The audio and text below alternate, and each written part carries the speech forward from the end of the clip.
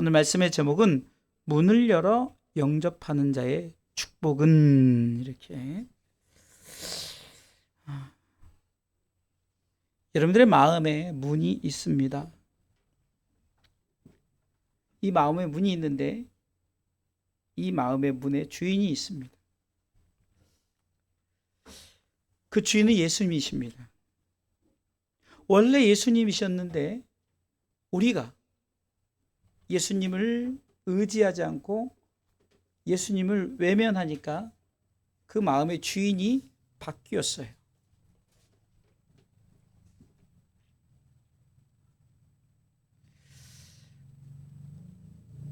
노문환 목사님이라고 이 나팔을 부시면서 음악을 하시는 목사님이 계십니다.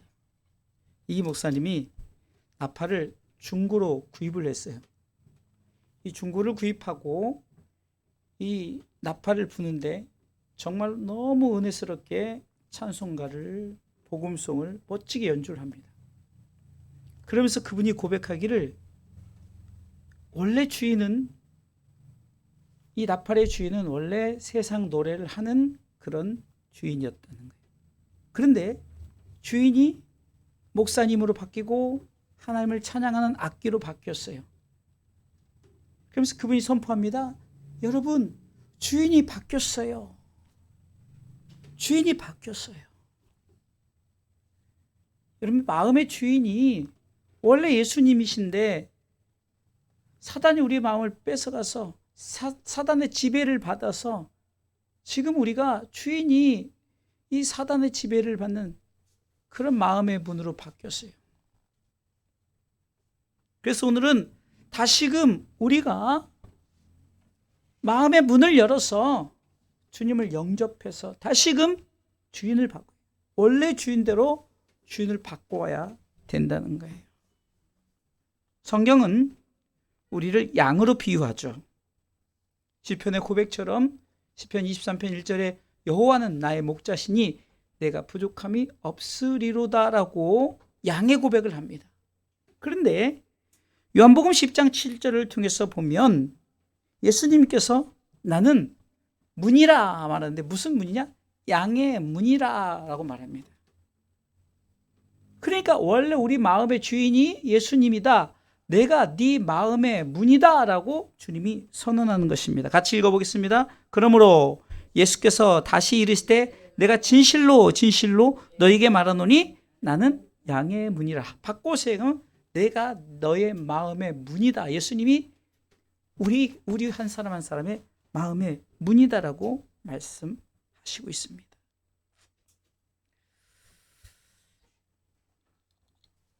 여러분들, 우리 마음에 두 가지 문이 있죠. 진짜 문인 예수님의 문과 가짜 문이 있다는 거예요. 여러분, 어쩌면은 우리가 이 사단이 진짜 문처럼 만드는 가짜 문 앞에 우리가 속을 수 있는데, 그러면 우리가 진짜 문을 구별하는 방법이 있어요. 정말 우리가 이 문이 예수님의 문인가를 구별할 수 있는 방법이 있어요. 그것은 출애굽기 12장 21절로 23절에 보면 하나님께서 이 이스라엘 백성들을 출애굽을 시키면서 마지막 10번째 재앙 앞에 이 문에 표식을 하게 합니다. 같이 읽어볼까요? 모세가 이스라엘 모든 장로를 불러서 그들에게 이르되 너희는 나가서 너희 가족대로 어린 양을 택하여 유월절 양으로 잡고 너희는 우슬초 묶음을 취하여 그릇에 담은 피에 적시어서 그 피를 문 임방과 좌우 설주에 뿌리고 아침까지 한 사람도 자기 집 문 밖에 나가지 말라. 같이 여호와께서 애굽 사람을 치러 두루 다니실 때 문 임방과 좌우 설주의 피를 보시면 그 문을 넘으시고 멸하는 자로 너희 집에 들어가서 너희를 치지 못하게 하실 것임이니라. 아멘. 자, 구분이 뭘로 되죠? 임방이라는 것은 이 문에, 이 문이 이렇게 보면은 이렇게 문이 있잖아요. 그 틀이. 그러면 위에를 임방이라고 그래요. 그리고 좌우를 설주라고 그러죠. 다시 말해서 어린 양의 피를 가족대로 다 이렇게 잡아서 이 표시를 해야 되는 문이죠, 문.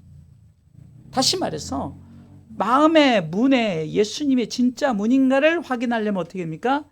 우리 속에 예수 그리스도 보혈의 피, 그것을 믿어야 되는 거예요. 그것을 우리가 적셔야 되는 거예요. 할렐루야. 그래야만이 죽음의 사자가 넘어간다. 그래서 6월이 넘어간다라는 뜻이잖아요. 그래서 우리가 그것을 기억하면서 내가 진짜 문을 갖고 있나. 이것은 예수 그리스도 보혈의 피로 내가 죽을 수밖에 없는데 그 피가 발라짐으로 말미암아 내가 살게 되었다. 이것이 바로 표식이에요. 여러분들의 마음속에 그리스도 보혈의 피가 없다면 여러분 그 문은 가짜 문이에요. 내가 예수 그리스도를 믿는 척하는 것도 가짜 문이에요. 보혈의 피가, 그러니까 우리가 무엇을 믿어야 합니까? 나를 위해서 십자가에 달리신 예수 그리스도, 그 보혈의 피를 내 마음에 적셨다라고 생각하면 그 문이 진짜 예수 그리스도의 문인 줄 믿으시기 바랍니다. 그래서 이스라엘 백성들에게 그렇게 가족수라, 한 사람도 아니야, 가족수를 잡아서 다 그렇게 했던 것은, 이것은 부모님이 신앙생활 열심히 했다고 자식이 그냥 살려지는 게 아니에요. 지난주에 방송을 보는데 어떤 좀 큰 교회니까 그 이화를 들면서 문을 진짜 틀을 만들어가지고 틀을 이렇게 들고 강단에 나왔더라고요. 그래서 내 부목사님들이 나와서 이제 고백하는데, 뭐 대표적으로 그 한 목사님 아들 얘기는 거예요. 아버지, 하나님께서 이 어린 양을 잡아서 이 임방과 문설주에 바르지 않으면 장자를 다 데려간다. 그게 큰 아들이겠죠. 데려간대요. 그랬더니 이 아버지가 걱정 마라. 나는 애굽의 국방장관이다.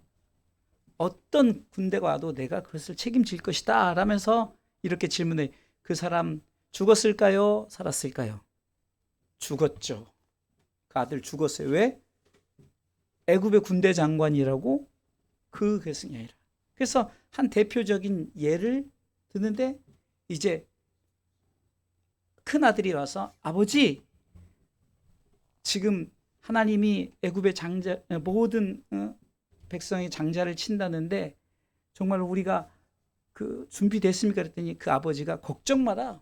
내가 가족 수대로 피를 해가지고 이 임방과 문설주에 발랐다 하고 걱정하지 마라.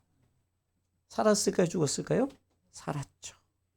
참 어쩌면은 주일학교 같이 이렇게 하면서, 그런데 이제 이 임방의 문설주를 발랐던, 임방과 문설주의 피를 발랐던 이제 두 분류, 그것을 믿는 두 분류인데, 하나는 걱정하는, 내가 살 수 있을까 하는 걱정하는, 물론 살았죠. 그분도 이제 목사님 묻더라고요. 이분 살았을까요? 죽었을까요? 살았죠. 그러나 늘 걱정하는 거예요. 늘 걱정. 그러니까 예수 그리스도를 믿으면서 확신하지가, 내가 지옥 갈지도 모르는데, 그러고 불안하게 사는 거예요. 그런데 진짜 그 마지막 그 부목사님은 진짜 아들처럼 해서 그 목사님하고 웃으시더라고요.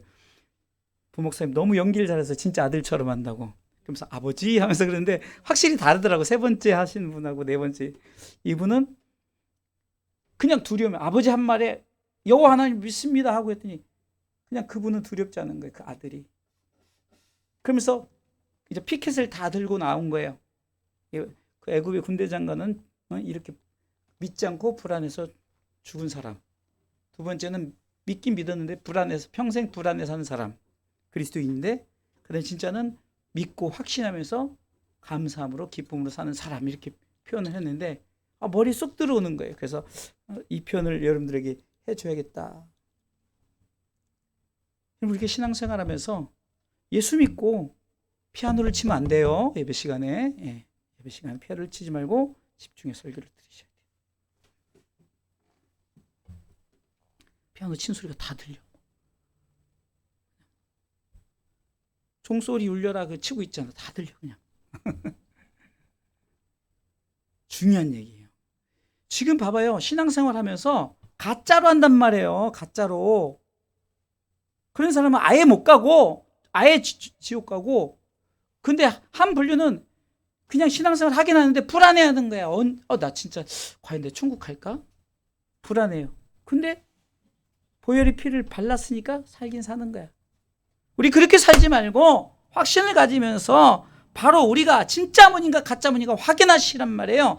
그것이 확인되었다면 우리는 감사함으로 믿음으로 확신 있게 저 하늘나라를 바라보며 믿음으로 살아가시길 주님의 이름으로 축원합니다. 자, 그러면 이제 이게 서론이었어요.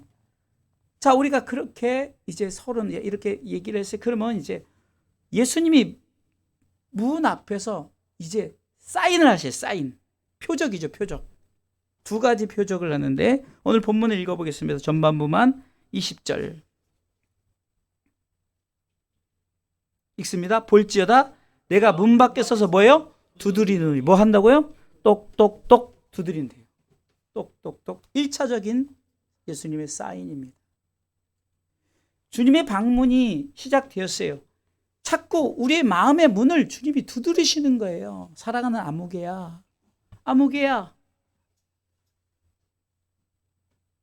여러분들 이거 하면은 뭐 생각하죠?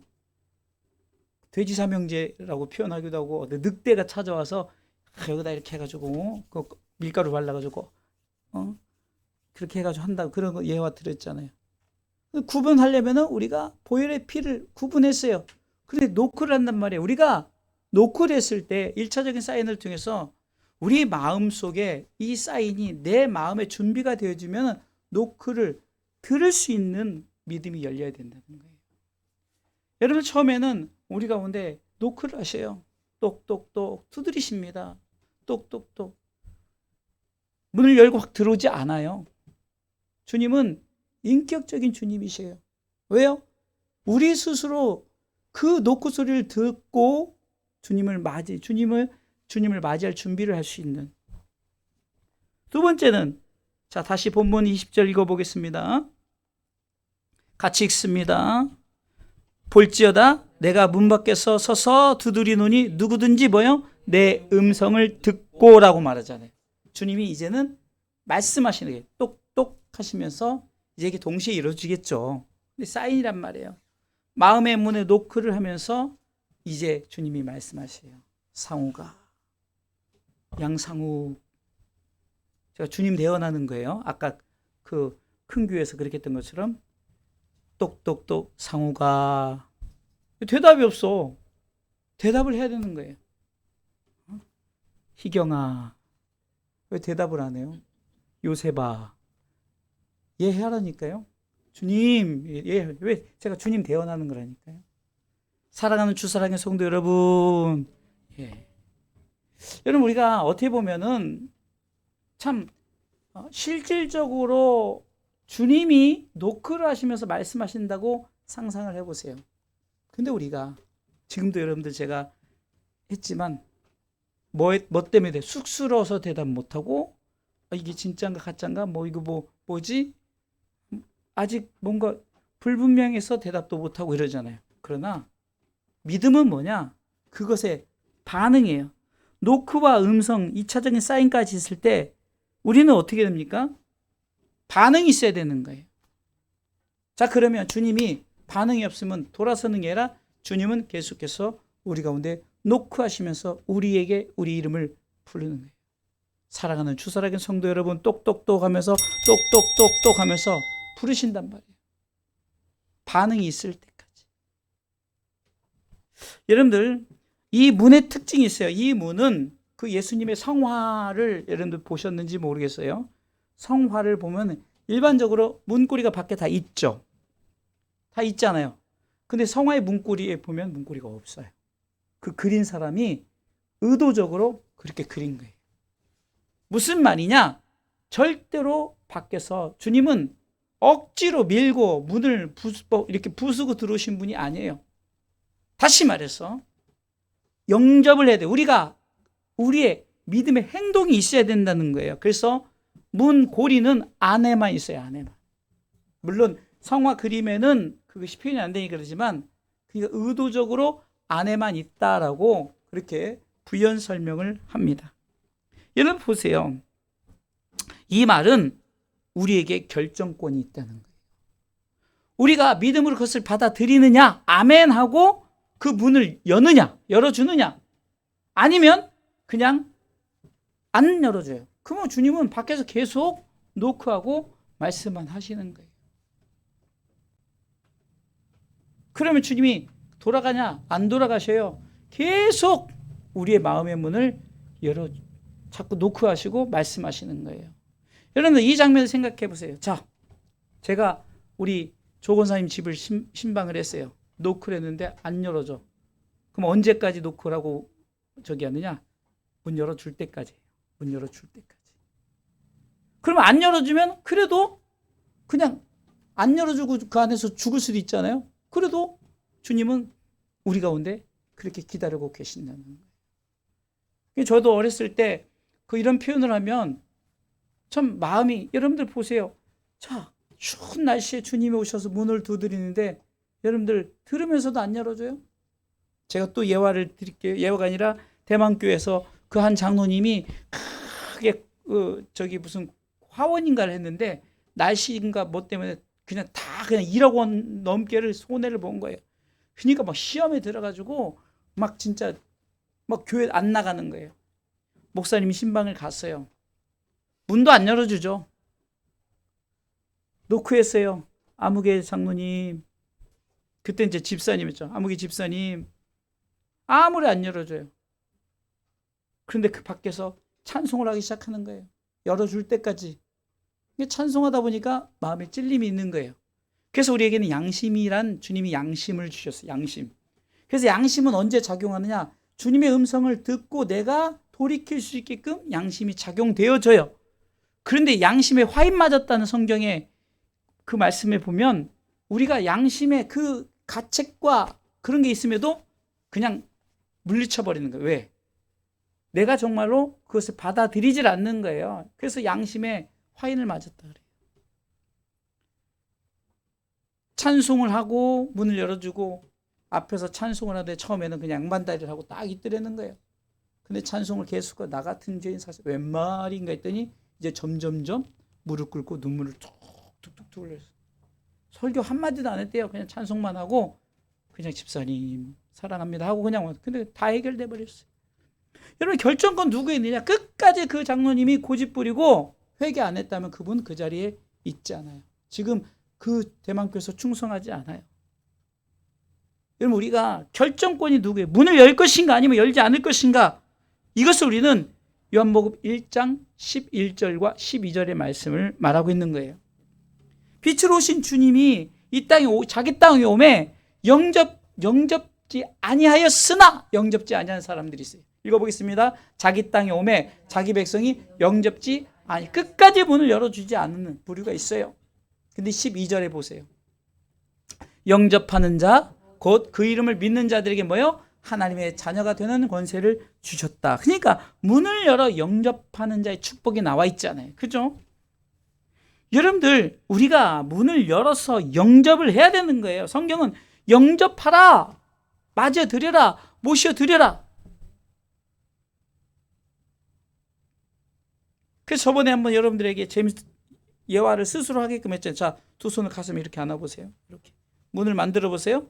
자, 제가 예수님 대역을 할게요. 사랑하는 주사랑교 성도 여러분, 이러면은 들어오세요. 문을 열어요. 들어오세요. 들어오세요. 우리 기쁨이도 해야지. 왜 안 해? 해야지. 이거 주일학교 때문에 하는 건데. 여러분 이게 우스개 같지만 마음문을 여는 거예요.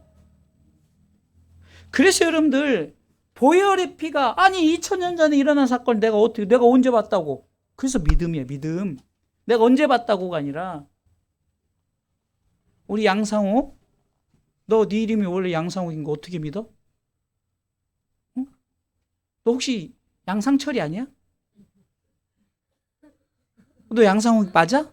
근데 어떻게 믿어? 너 엄마 뱃속에서 양상욱이라고, 너 어렸을 때 모르는데 양상욱이 어떻게 알아? 근데 믿지? 왜 믿어? 엄마 아빠가 나를 양상욱이라고 부르니까. 아니야, 나는 분명히 양상민이 아니면 양상철이, 양상돌인가? 이런 사람 하나도 없단 말이에요. 이게 믿음이란 말이에요. 믿음. 여러분, 간단한 예를 통해서 우리가 뭡니까? 바로 우리가 이 믿음을 통해서 우리는 문을 열어서 주님을, 우리가 믿음의 문을 여는 거예요. 문 열 때 나 같은 죄인이, 그럴 때 쓰는 게 아니에요. 나 같은 죄인은 예수 믿고 예수 영접한 후에 나 같은 죄인이가 나와야지. 문을 열은 주님과 함께 있을 때 주님, 저는 죄인입니다. 내가 네 죄를 사하노라. 이렇게 되는 거지. 처음부터 나 같은 죄인이 너 어떻게 주님을 만날 수 있어? 사단이 시키는 거예요. 너 문 열지 마. 너 같은 거시기가, 노에다 미음이, 너 같은 사람이 어떻게 천국 갈 수 있어? 막 자꾸 그래요. 그러나 믿음을 여는 거예요. 그래, 마르틴 루터가 비텐베르크 성당에서 종교개혁 95개 항을 가지고 이제는 종교개혁을 하려는 그 전날 밤에 미스터 사탄이 찾아와서 죄를, 이 마르틴 루터의 죄를 싹 나열하더래요. 하나 둘 셋 꺼내니까 정말 그런 것 같아서 내 죄가 이렇게 많아? 이러면서 빠져다가 성령께서 강하게 음성을 주니까, 그래, 나 죄 많아. 그거보다 네가 말한 것보다 더 많아. 그런데 내 죄, 모든 죄를 예수님이 깨끗하게 십자가 보혈의 피로 씻어 주셨어. 그게 아멘. 그래서 종교개혁을 이뤘던 거예요. 이 예화가 있어요. 여러분 봅시다. 우리가 믿음은 너무너무 간단한 거예요. 근데 이게 쉽지 않아요. 쉽지 않다니까요. 똑똑똑 아무개야 했는데 우리가 처음에 어설퍼서 대답 안 하잖아요. 세상에 지난번에 씨 뿌리는 비유를 통해서 왜 세상 근심, 걱정, 염려, 재리 막 이런 것 때문에 생각이 많은 거예요. 그냥 순수하게 믿음으로 아멘, 어서 오세요 주님, 주님 내가 믿습니다 라고 하는 거예요. 우리는 항상 마음의 결정을 해야 되는 거예요. 마음의 문의 주인이신 예수님을 영접할 것인가 안 할 것인가 결정을 해야 되는 거예요. 여러분, 근데 중요한 것은 우리가 이제 개인적인 종말, 이제 최종 결정이죠. 그때 우리가 개인적인 종말 때 최종 결정이에요. 부끄러운 구원도 받을 수 있죠. 그 십자가의 우편 강도처럼 평생을 죄를 지었지만 주님이 오늘 네가 나와 함께 낙원에 있을 때 주님 내가 그 낙원에 함께 가기를 원합니다 해서 갔잖아요. 부끄러운 구원이지만 갔단 말이에요. 근데 그렇게 신앙생활 열심히 했는데 환난과 핍박이 오고 막 힘들고 어려운 일이 왔다고 마지막에 부인하고 주님 모른다 그러면 지옥 가는 거예요. 여러분, 우리는 계속해서 우리 마음의 결정권을, 영접의 결정권을 가지고 주님 나라 갈 때까지 살아가시길 주님의 이름으로 축원합니다. 여러분, 우리 가운데 참 수년 전에 세월호의 아픔이 있었고 얼마 전에 이태원 참사의 아픔이 있었잖아요. 여러분, 그런 상황을 만났을 때 제 아는 분이 세월호 참사 때 그분의 친척 가족 중에 이제 저보다 그분이 나이가 한참 많으니까 어떻게 보면은 손주뻘, 족벌, 손주뻘 되는 아이가 어떻게 죽었다고 제가 옛날에 말씀드렸죠? 이게 기도하는 모습을 가지고 죽어 있더라. 여러분, 얼마나 그 얘기를 들었을 때 얼마나 참 이 학생이 마지막에 주님 내 영혼을 아버지 손에 부탁하나이다 했지 않았을까? 여러분들, 우리가 이 문을 열고 영접한 자는 어쩌면 계속 주님 나라 갈 때까지 결정을 해야 되는 결정권의 기로에 서 있는 거예요. 내가 열심히 뜨겁다? 그런데 우리가 언제 마음 바뀔지 몰라요. 그래서 여러분, 씨 뿌리는 비유에서 세상 염려와 재리와 물질의 유혹과 여러 가지 유혹을 통해서 넘어지는 자가 있다고 그랬잖아요. 말씀을 깨닫고 열매를 맺지 못하는, 깨닫긴 하는데 열매를 못 맺는 거예요. 자, 그러면 오늘 성경에 그럼 문을 열고 영접한 자의 결과 이제 다 왔어요. 문을 열고 영접한 자의 결과가 오늘 본문에서 20절 읽어보겠습니다. 같이 읽습니다. 볼지어다 내가 문 밖에 서서 노크하고 누구든지 내 음성을 듣고 문을 열면 내가 그에게로 들어가. 자, 셋째 줄 읽어보겠습니다. 내가 그에게로 들어가 그로 더불어 먹고 그는 나로 더불어 먹으리라. 아멘. 자, 여러분들, 이 말씀을 보면 생각나는 성경의 말씀이 있는데 그 누가복음 15장에 보면 세 가지의 잃은 것에 대한 비유를 해요. 처음에는 100대 1로 나오고, 두 번째는 드라크마 때는 10대 1로 나오고, 그 다음에 잃은 아들의 탕자의 비유 때는 2대 1로 나와요. 여러분들, 잃은 것의 비유에서 이 양의 비유가 나오는데 100마리 중 한 마리를 잃어버렸어요. 근데 그것을 주님이 한 마리 양을 9마리 양은 내버려 두고, 왜? 우리 안에 안전이 있으니까 우리 밖을 나간, 문 밖을 나간 그 양을 찾아오는 거예요. 자, 그 결과론적으로 봤을 때 주님의 이 결과를 봤을 때 주님의 마음이 어떤가를 보셔야 돼요. 주님의 마음. 자, 5절. 누가복음 15장 5절. 찾았어요. 자, 읽어보겠습니다. 또 찾은즉 즐거워 어깨에 메고, 즐거워, 주님이 즐거워 어깨에 메고. 6절에 이제 보세요. 이거 보세요. 집에 와서 그 벗과 이웃을 불러 모으고 말하되 나와 함께, 왜 나만 읽어요? 다시 시작. 집에 와서 그 벗과 이웃을 불러 모으고 말하되 나와 함께 즐기자. 나의 잃은 양을 찾았노라 하리라 하면서 잔치를 벌이잖아요. 자, 아까 말씀 보세요. 내가 그에게로 들어가 그로 더불어 먹고 그는 나로 더불어 먹으리라. 잔치가 베풀어지죠. 천국 잔치가 베풀어져요. 잃은 양의 100마리 양의 비유를 통해서도 잔치를 베풀잖아요.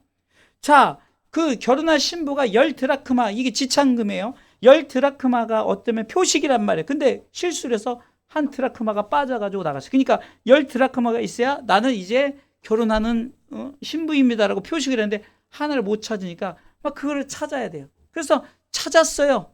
그래서 찾았단 말이에요. 자, 9절 읽습니다.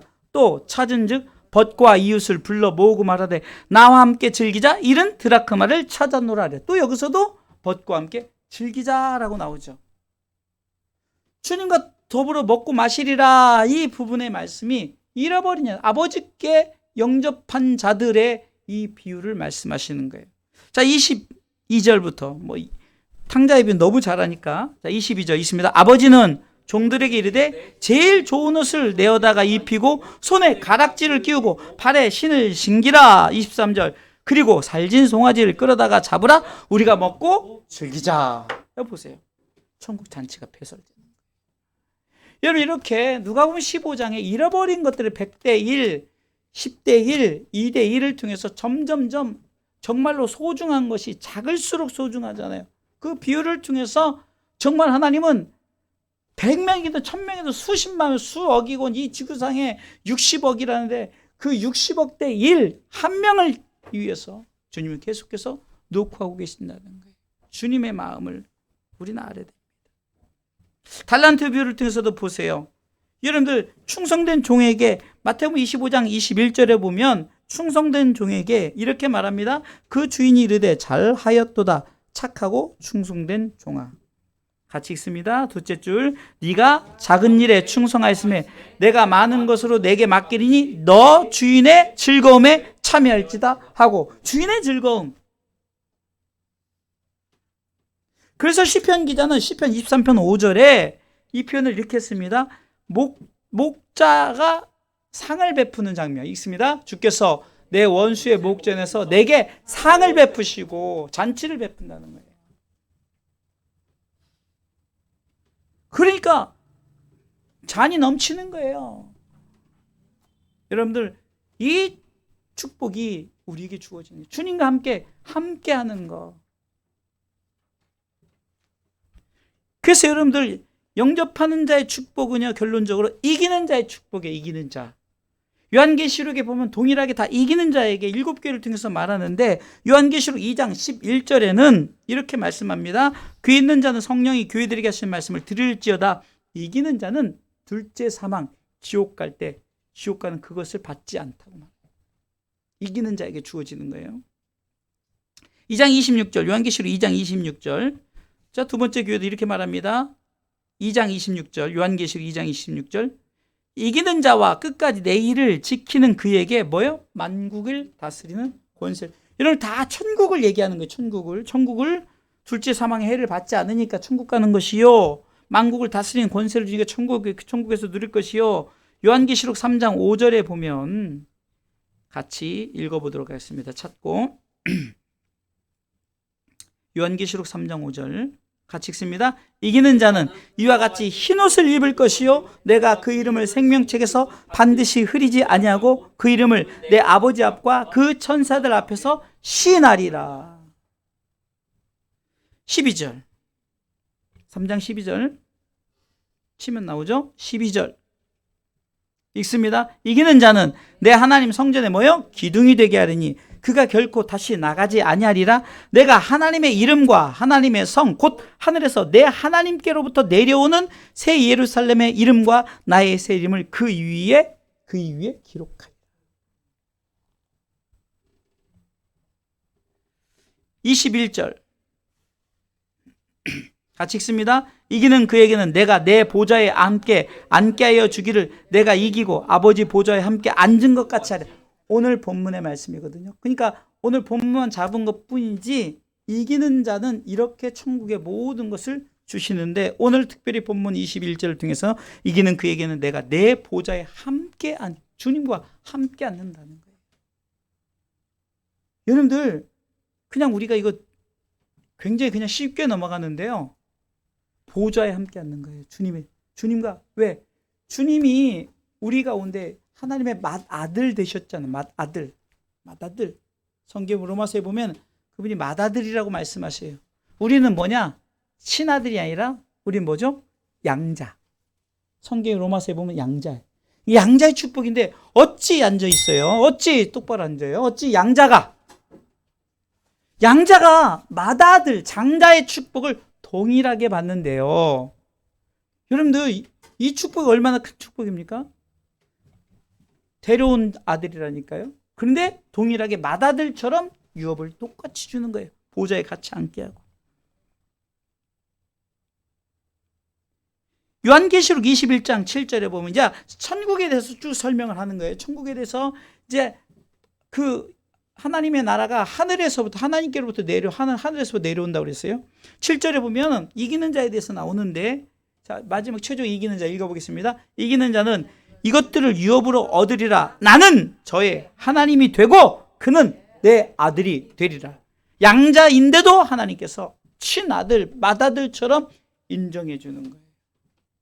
문을 열어 영접하는 자의 축복이 바로 이겁니다. 하나님 나라의 주님과 동등되게, 우리 가운데 동등되게 아들로서의 그 자리를 주는 거예요. 영접하는 자, 그 이름을 믿는 자, 하나님의 자녀가 예수님과 같이 오늘 이기는 자에게 그 예수님, 내가 앉은 보좌에 함께 앉는다고 말씀하시잖아요.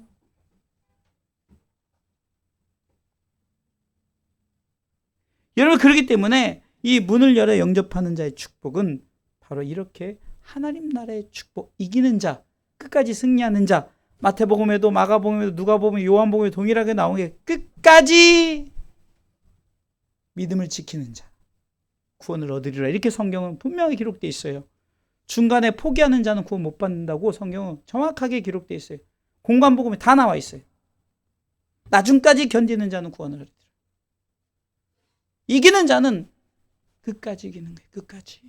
한 번 이긴 것이라 끝까지 이겨야 되는 거예요. 그래야 하나님 나라의 축복. 다시 말해서 내가 항상 영접의 이 자세를 가지고 주님 오실 그때까지 항상 주님을 영접하고 주님과 함께 동행하는 이 땅에서, 우리가 흔히 말하죠, 하나님의 나라를 땅에서 이룬다는 것은 뭡니까? 내가 이 땅에서 그런 믿음으로 살아가는 것을 말하는 거예요. 뭐 하늘의 축복이 땅의 축복이니까 막 이단자들은 그래 땅에다 심어야 돼, 니네 집 팔고 땅 팔고 우리 천국을 만들자 해가지고 뭐 피지에다 짓고 뭐 막 이런 이단자들이 많이 나오는 게 그런 어리석은 말로, 그런 육적인 것에 그런 땅의 나라가 아니에요. 하늘에서부터 내려오는 거예요. 요한복음 14장에 내가 다 준비해갖고 하나님께 하늘로부터 내려오는 거예요. 그런데 지금 세상 사람들 그 성경 본 그 구절 하나만 봐도 이단자들이 뻔히 성경과 어긋나는데, 예? 사랑하는 성도 여러분, 결정은 여러분들이 하는 거예요. 예? 제가 늘 높아심이 말하는 것은, 자, 그래서 인생은 히브리서 12장에 보면 우리는 마라톤 경주를 한다. 신앙의 경주를 한다. 같이 읽어보겠습니다. 이러므로 우리에게 구름같이 둘러싼 허다한 증인들이 있으니 모든 무거운 것과 얽매이기 쉬운 죄를 벗어버리고 인내로써 우리 앞에 당한 경주를 경주하며. 마라톤의 특징이 뭔지 아십니까? 마라톤은 다른 것은 1등만 기억하는데 마라톤은 완주한 자는 다 메달을 다 주어요.